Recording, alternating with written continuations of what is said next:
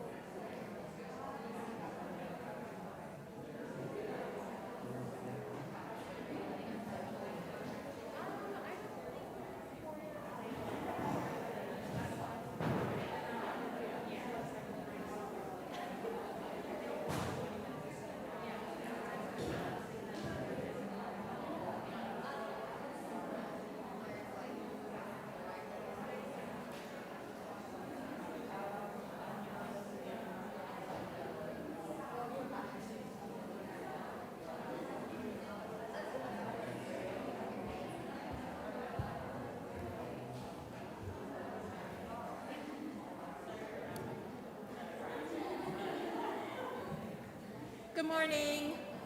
Hi, folks. Thank you for being here. My name is Juanita Ricks, and I'm going to be hosting today.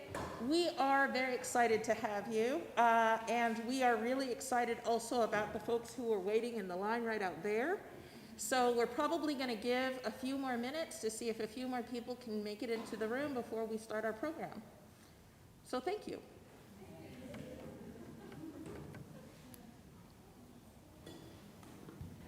You can talk.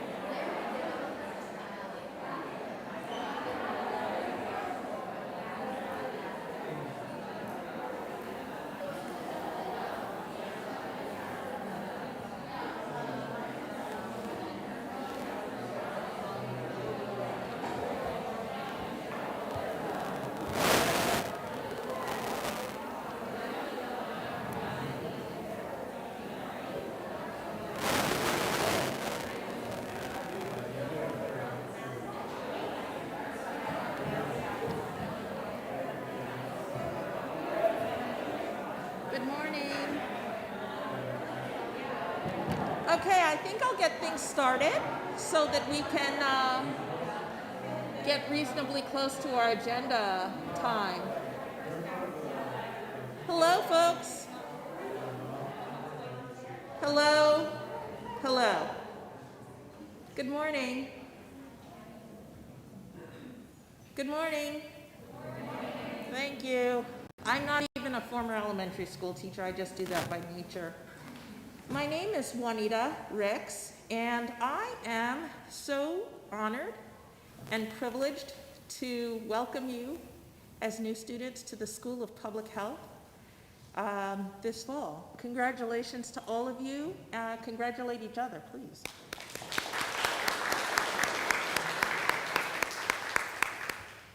You represent our second COVID cohort. Last year, however, we weren't able to be in person, and so this event was held remotely. This year, however, the university is preparing to begin classes in person in just over a week, and we are inviting you to campus today, and we invite you to continue to come to campus safely over the next year, over the years to come, with precaution, to come together in community. We are an in-public university that does its best in person, and so we're thrilled that we can make this stab to be in person and to be together. I'd like to offer a land acknowledgement. We are in the intellectual house, and even elsewhere on campus, the University of Washington acknowledges the Coast Salish peoples of this land, the land that touches the shared waters of all tribes and bands within the Duwamish, Puyallup, Suquamish, Tulalip, and Muckleshoot nations. And I feel that given this time and at any time, acknowledging the ceded and unceded lands on which we stand is significant, important, and imperative. We have a full agenda today for the morning and into early afternoon.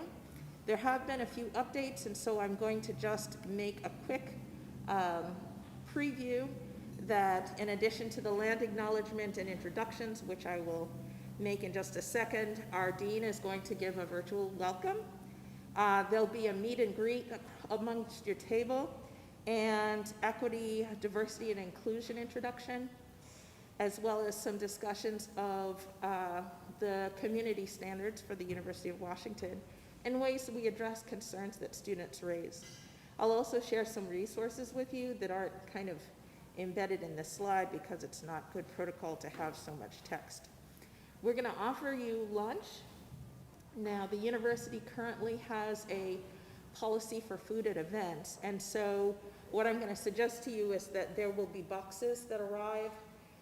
There'll be boxes based on the orders that you put on the registration, and you can take it and feel free to look for seating. We tried to provide a fairly long lunch break so that if it was a nice day, which apparently it looks like it's going to be pretty nice, you could just sort of find in this local area a place to meet with a couple of folks and enjoy lunch outdoors. And then we're going to come back and we're going to talk about student feedback, that mysterious topic. It'll be clearer to you when we get to that slide. And then we're going to close with some giveaways. Over the rest of the day, there'll be a number of people that you'll meet. But I want to tell you that most of the people you'll meet, the very important people you'll meet, are at tables with you. You are classmates, you're members of the same cohort, and we really want you to spend the time getting to know each other, because sometimes when you get into a little bit further into your program, you end up with the people in your classes and your programs. But this is an all-school welcome, and so there are people here from all over the school and all of the degree programs. Before I introduce staff and faculty who are in the room, oh, and one other reason that we're going to spend most of our time with you as students is because you all were really excited to be here, and we are excited that you're here. But we're also in COVID times, and this venue does have space limitations. And we felt that the most important people to be in the room are new students. So we did prioritize your attendance. My understanding is every seat will be full by the time all of the registered students arrive. So that's who we're going to spend our time with today. Is that all right with you? Awesome. Okay, just a quick kind of by show. Who here is earning their first bachelor's or enrolled in one of our bachelor's majors? We have 4 of them. Public health, global health, food systems, nutrition and health, health informatics and health information management, environmental health sciences. Okay, well, I'd like to welcome our bachelor's students.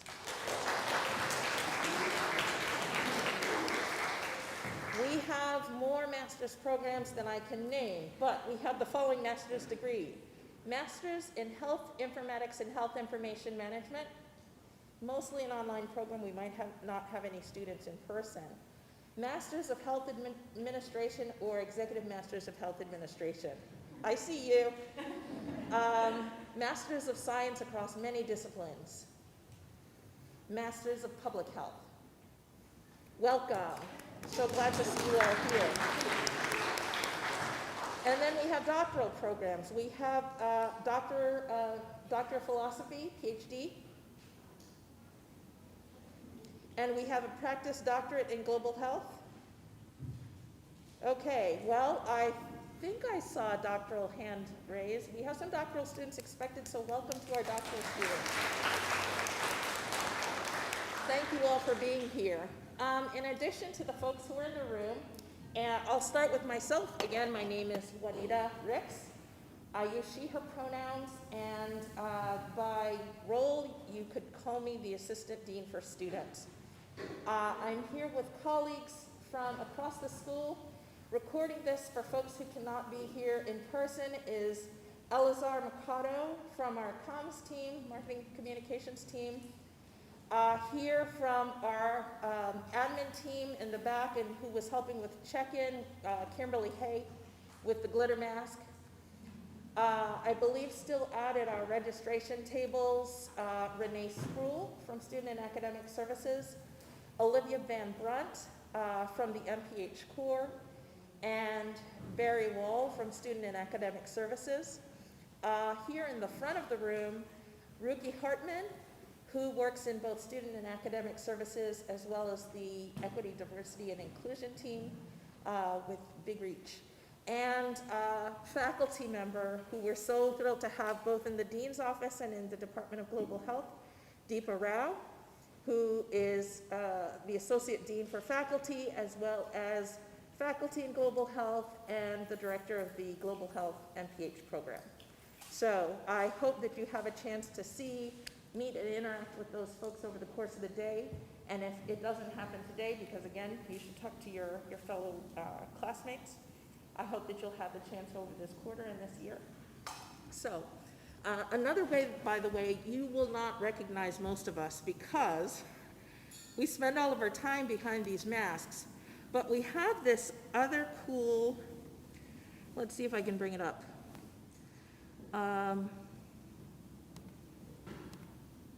Maybe I can, maybe I can't. We have this other cool way that you can find us, and maybe you'll only look at this so that you can see us when we are in Zoom meetings. But we have this great tool that we're starting for students. It is a Canvas site. Canvas is something that you'll be familiar with before the week's over because all of your classes have Canvas sites.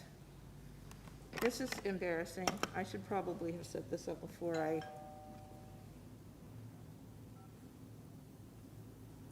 opened the page. All good.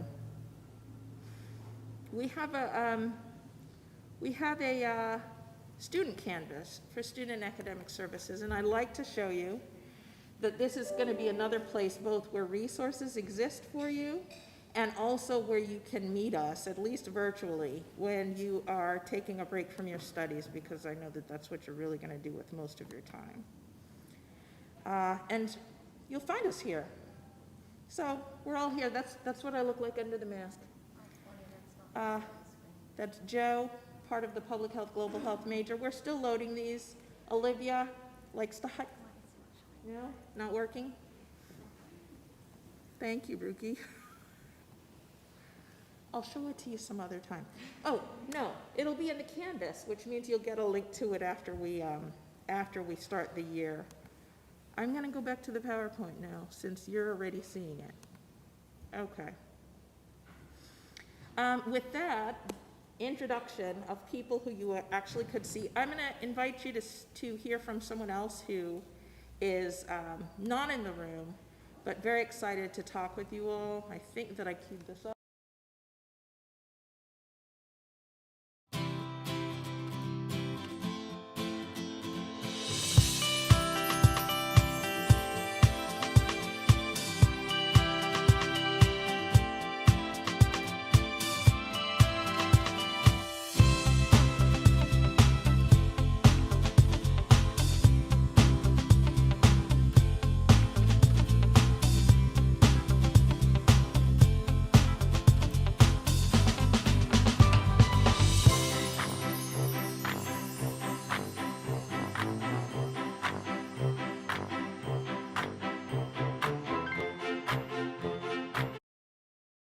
Oh, maybe this will do it.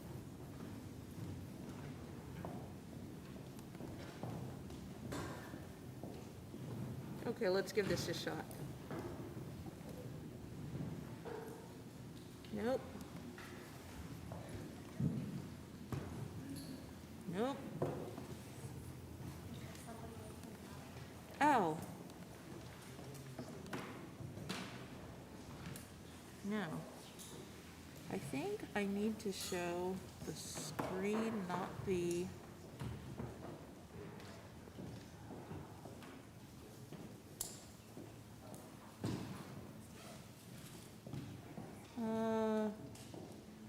Okay.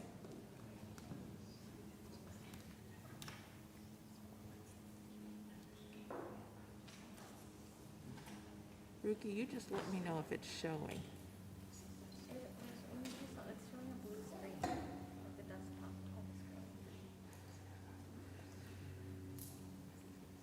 Okay, I'm gonna try this.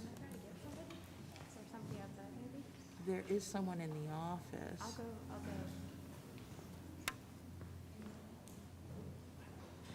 That's the share.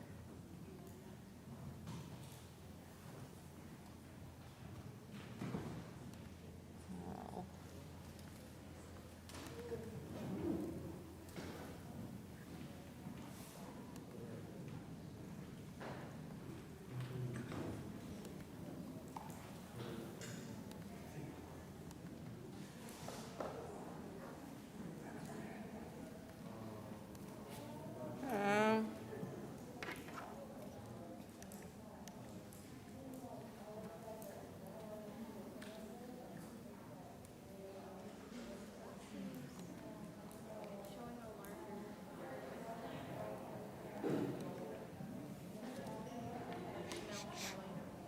Thank you, Michael. Hi, folks, this is Michael. Michael is better at this than I am. All right, where are we at? So it's in the PowerPoint and it's also in the browser window. Okay, it's in the browser. Which one is it here? Yes. Okay. Thank you, Michael. Hi, my name is Hillary Godwin, and I have the honor of serving as Dean of the UW School of Public Health. Welcome. I really wish that I could be there with all of you in person today, but as luck would have it, I actually have COVID, so I'm staying home and isolating so I don't get any of you or anyone else sick. There's so many things this year. Today is not exactly the way that I imagined it would be, but there are many things that I am grateful for. First of all, I'm super grateful that we have such an amazing incoming class. And I'm also really excited that all of you are going to be able to learn together in person. I'm sure that there will be some ups and downs, just like you're experiencing with me today. But we will work through that together and make allowances for that. The opportunity to be together in community in person is such an exciting one. And I'm really thrilled that we are able to share that with you. Public health is absolutely a team endeavor. And you will learn that the most important members of your learning team are the students that are seated around you here today. So I'm excited for you vicariously as you get to meet each other and start learning from each other.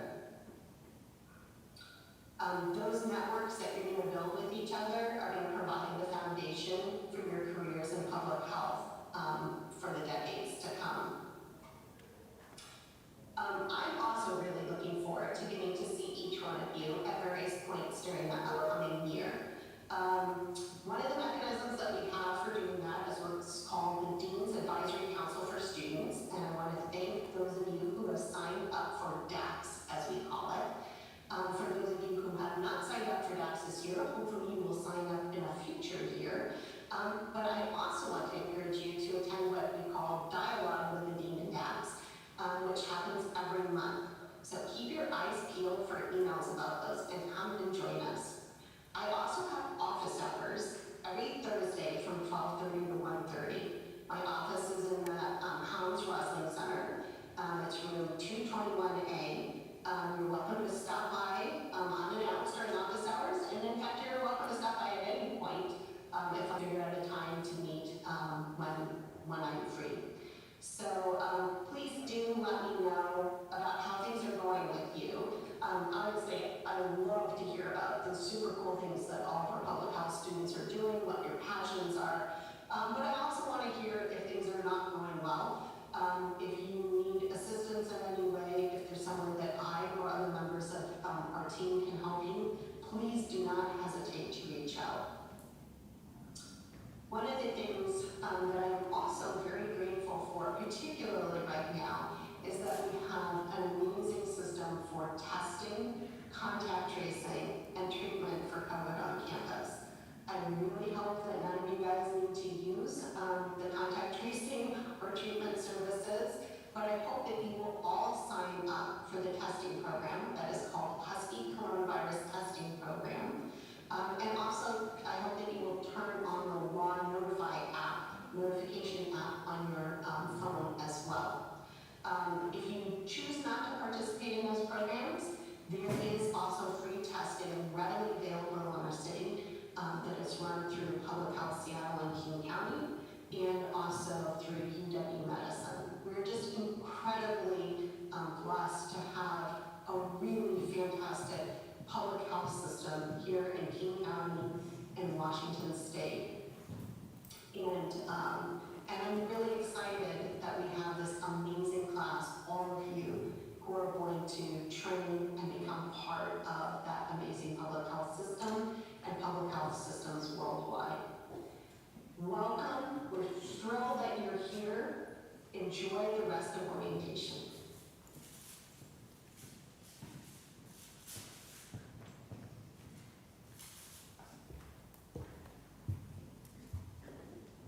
Okay, let's see if I can undo this. Hi, my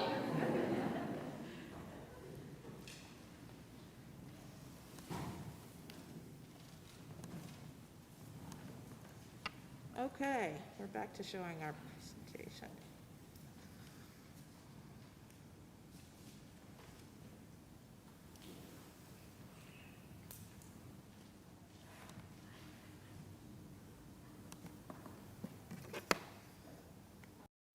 Okay, so thank you for bearing with me. That was our dean's welcome, and the next element we wanted to invite you to do would be to meet and greet with each other.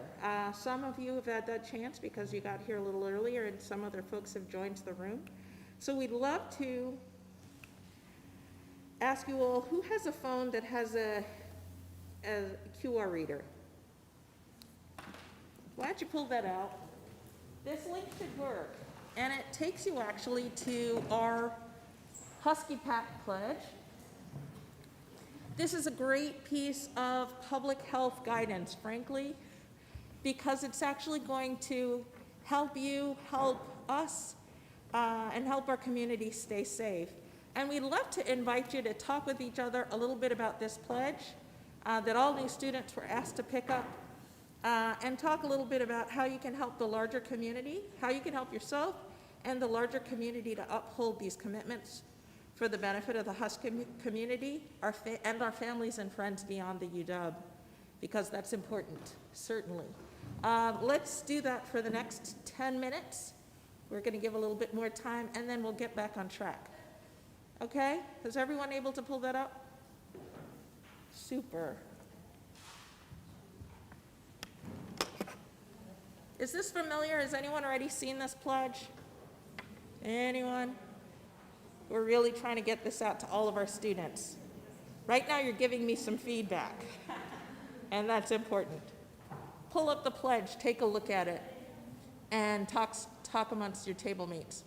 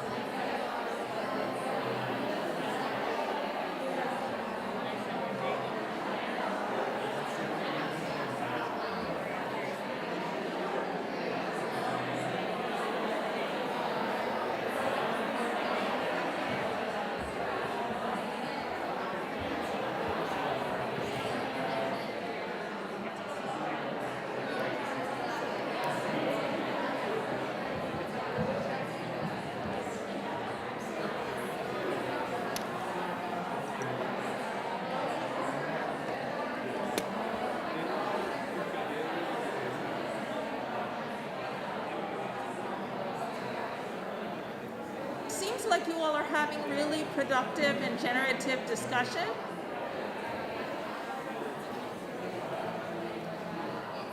I'd like to applaud you for having such good discussion. Whether you're discussing the pledge. Hi, folks. Hi, folks.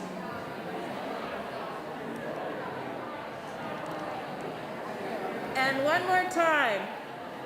Hi, folks. I'm hoping that you're having really great discussion about the pledge. For those of you who saw it for the first time, chances are good that you have classmates and friends who also haven't seen the pledge. Please feel free to text it to them, just forward them the QR code so that they can look at it as well. And I invite you all to continue discussing this over lunch. It's, I think, a really great message and a great commitment. Student leaders across the University of Washington got together with administration to think of ways that students could be engaged to, and students could be responding to a message about their safety and the safety of their friends, their classmates, their families, etc. I'm going to ask, though, that we move on with our agenda, and I'd like to invite Ruki Hartman, who's here from our EDI and Student and Academic Services teams, to come up and provide some information and a welcome. And while Ruki comes up, I would just like to mention that I have Jennifer's Husky card. So Jennifer, if you don't have your Husky card, it's because I have it. I'll be standing right over there and you can come and grab it for me.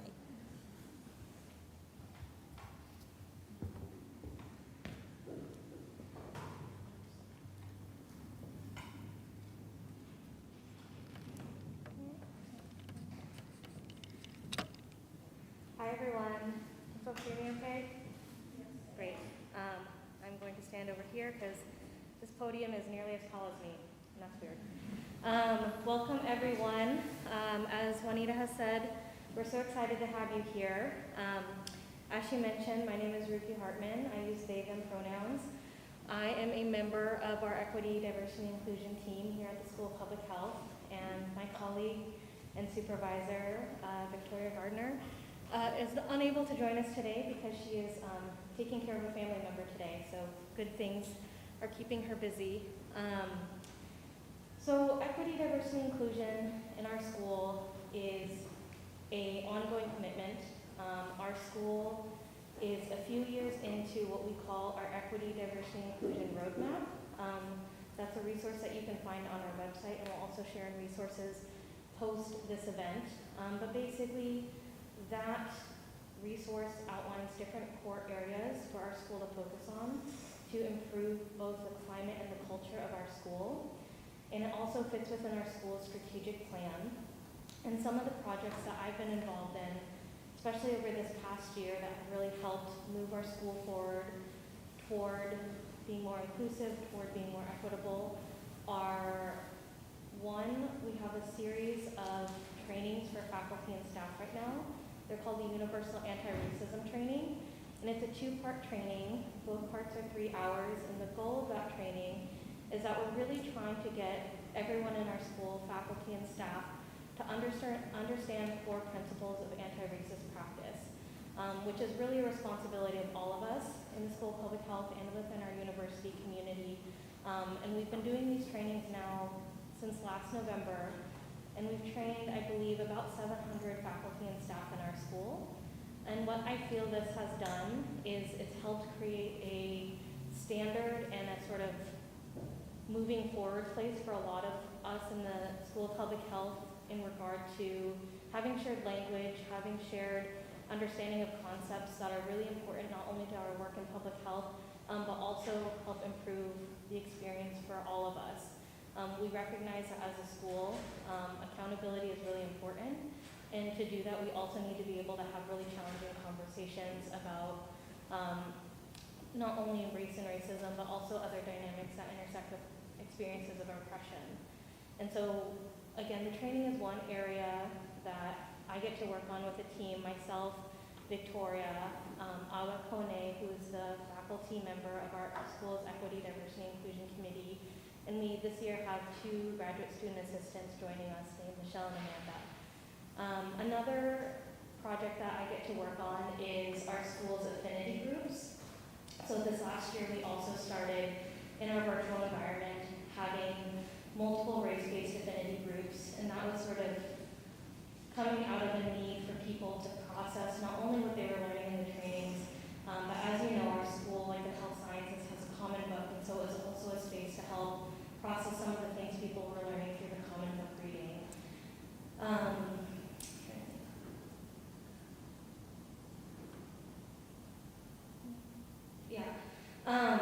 So both the training and the affinity groups are things that staff and faculty will continue to participate in the trainings.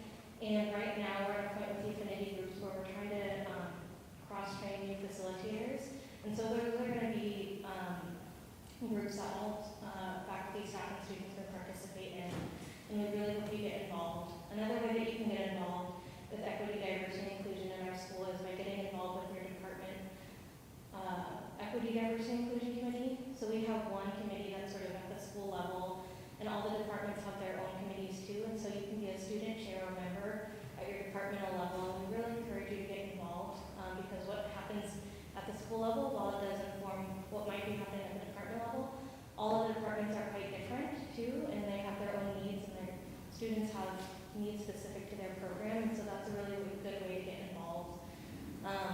In general, there's a lot of other campus resources to help connect you both to each other.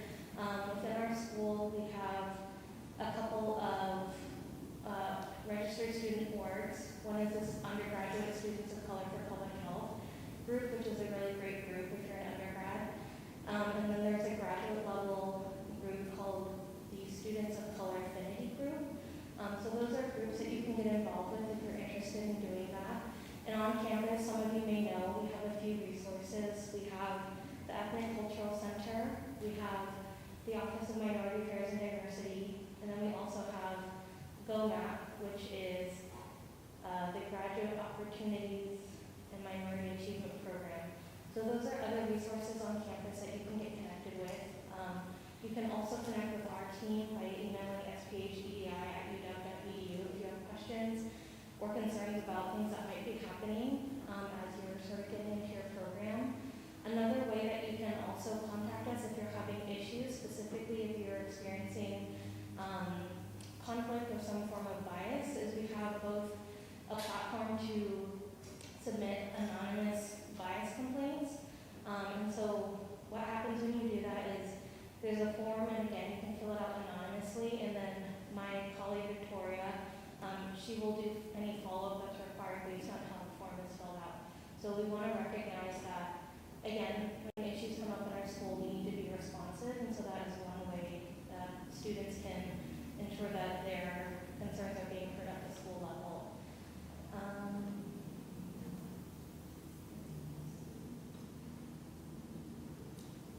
I think those are all the updates that I had to share.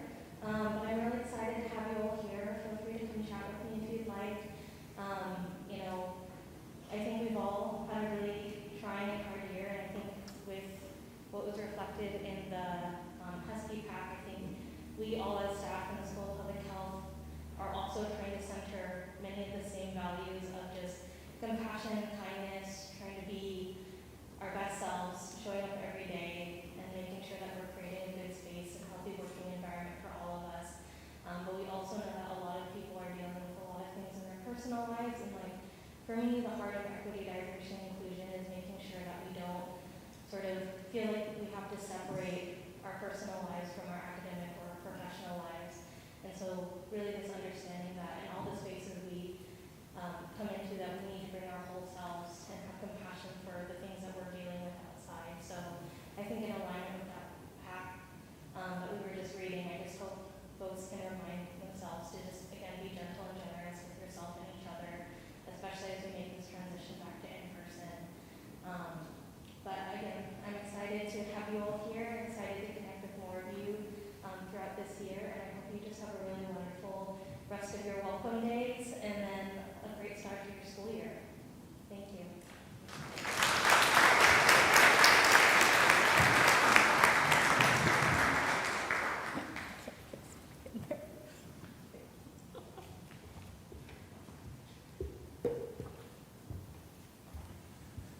Thank you again, Ruki. I want to do a pulse check really quickly. Can folks in the back hear me? Okay, thank you. I'm originally from Brooklyn, so I think I was born loud. Brooklyn, New York.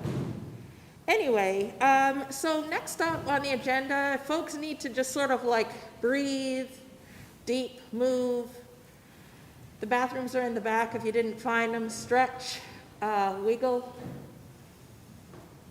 take a sip of water. Do what you have to do. Please be comfortable and care for yourselves and others, right?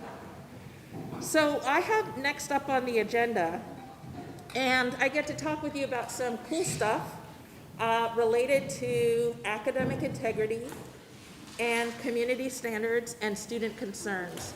This is pretty important from my perspective because this is how we encode and enshrine what it means to be a Husky, how we treat each other, and how our conduct reflects and is reflected in our time moving through the program.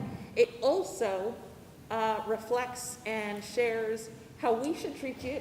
So this is not a one-way exchange. This is an exchange between you as students and your university and your college. So I need to tell you that we are working with a Washington Administrative Code, so that is state law, that establishes how student conduct is governed at the University of Washington. We talk about these things at orientation because everyone here is a new student in the School of Public Health. You're not necessarily a new student to higher ed, but you're a new student to the School of Public Health. And so this is another opportunity to introduce concepts that may have been different at your last institution, that may have been like differently kind of constructed and conveyed in your last college, school, major, class. And so because it's important that things that matter to you and that things that you're held to be introduced to you, because, right, it's fair if you know about it before we expect you to know about it, then we should tell you about it. And in addition to this PowerPoint, again, this is also going to be introduced in your student handbooks. The student academic integrity policy is going to be introduced in your syllabi. It will be introduced in quarterly letters from the dean's office to you. And it will also be in that neat canvas that I couldn't pull up earlier, just so that you can always find it if you need to access it.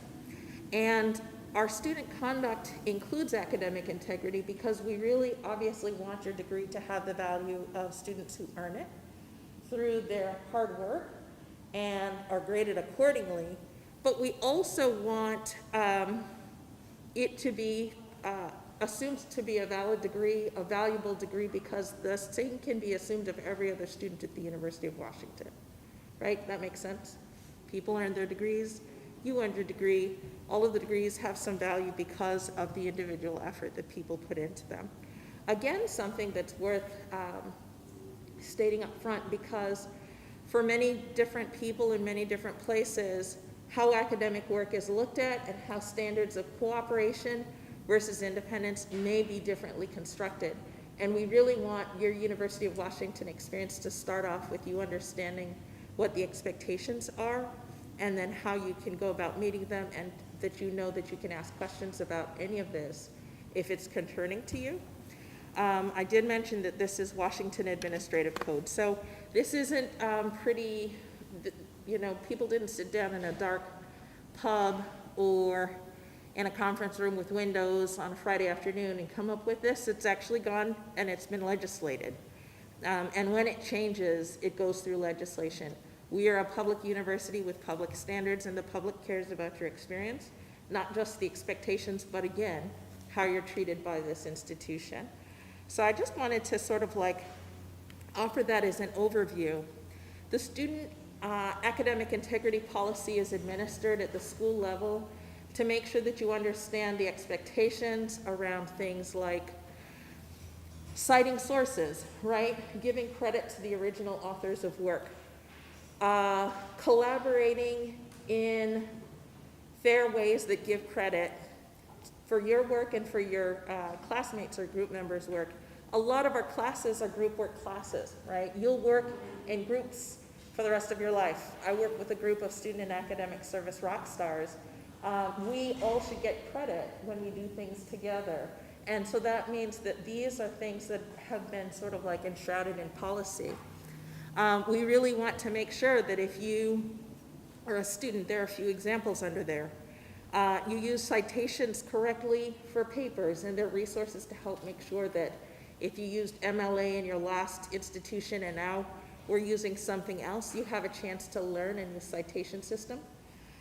We want to have the opportunity so that if you submit a paper and a lot of it is similar in your next class because you're working on the same subject matter, that you give yourself credit, but that your instructor has also allowed you to reuse some of the work. And there are standards around all of these things. So people think that academic integrity means plagiarism, and it does. But it also means other things that have to do with how you correctly provide evidence of who supported the work that you're doing. I'm not going to linger there. The Student Conduct Code isn't just about academic integrity, right? It's about everything that happens on this campus. So if you are under 21 and if tailgating ever comes back and you're drinking at a tailgate before a game, that is not illegal. That is a community standard because it is a state law. So does that make sense?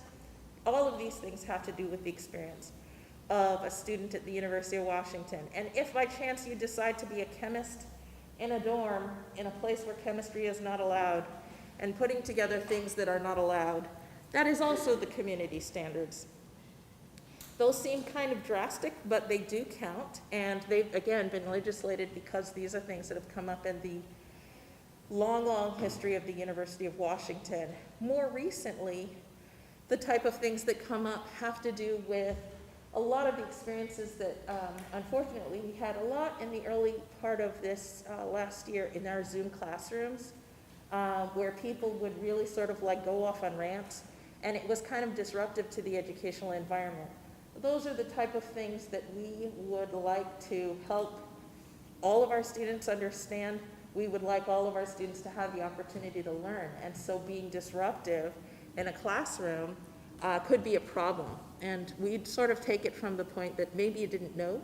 We'd like to give you a chance to get it right and do better. So again, telling you now and continuing to reinforce that this is a learning institution, and standards that apply to you, standards that apply to your classmate, we want to make sure that we give you every opportunity to meet them, because I think that we know that you're all here to earn degrees, not to be disruptive or to disrupt other people.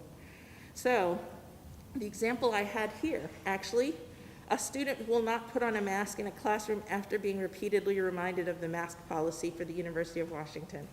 Is there anyone in this room, show through any type of bodily movement or effort that you'd like to, who has not heard that the University of Washington requires masks for 100% of students and employees in all indoor venues? Is there anyone who has not heard that? I'm guessing everyone has, because everyone is wearing a mask. Well, yeah, not being masked actually would be a violation of conduct because it would be disruptive. So we do want to, like, again, put these things in the context in which they support your experience. And to the degree that every single one of these examples seems punitive, I think what I'd like you to also think of them as protective.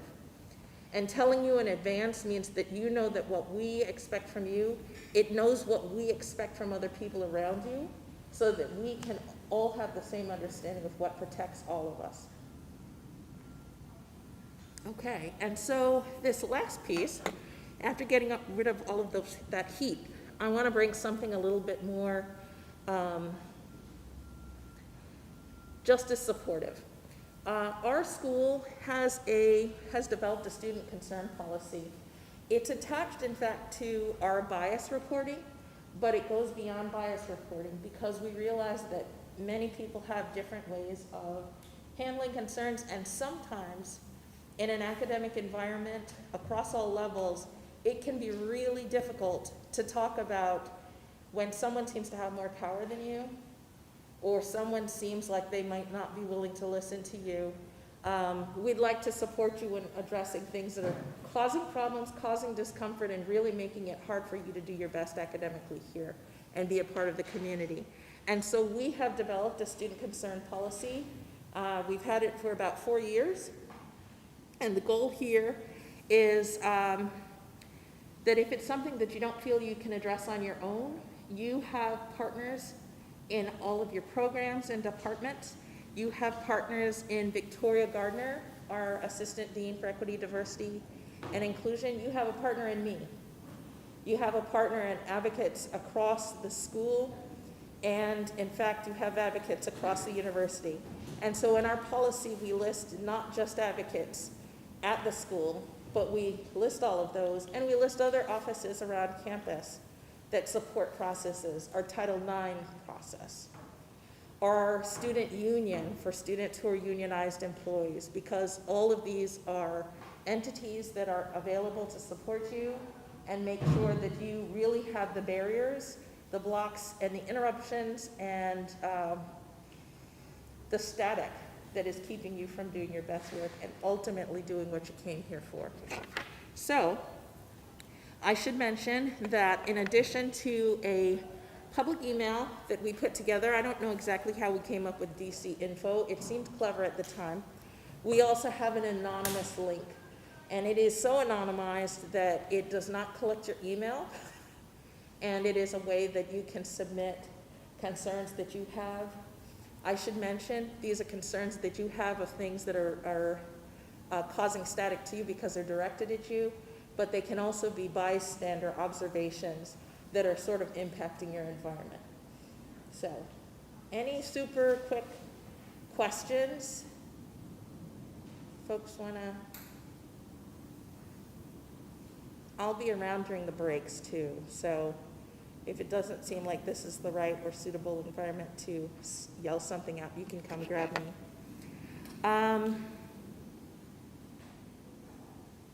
By the way, conduct is another office, or community standards is another outside office, because if you're having a conflict with a peer, community standards is also another resource and advocate office and group for you. So with that, I think we're back on time, because what's happening now is there's supposed to be food showing up. Maybe I'm a little early. But we are heading to break. So, does anyone want me to keep talking? I can. I'm gonna let you take your break. Shortly, we should have our boxes arriving. Rather, I've been told they're not boxes, they're gonna be these little sort of like sacks, because that's what they were able to put together. To the tables right outside in the lobby, you will have the option to eat in here, as I understand it, because when you're eating, you can take off your mask, or you can find a spot around the campus. Again, we left you a nice long break, because we really want you to have the opportunity to stretch, eat in comfort, digest, have a human schedule sort of over the course of this day. Even though we also want to tell you a lot, it's easier if you have breaks and have a chance to digest information periodically. So with that, I'm gonna send you off. I think, let me just see if I can confirm the time that we're coming back. 1 hour 20. I'll see you in an hour and 20.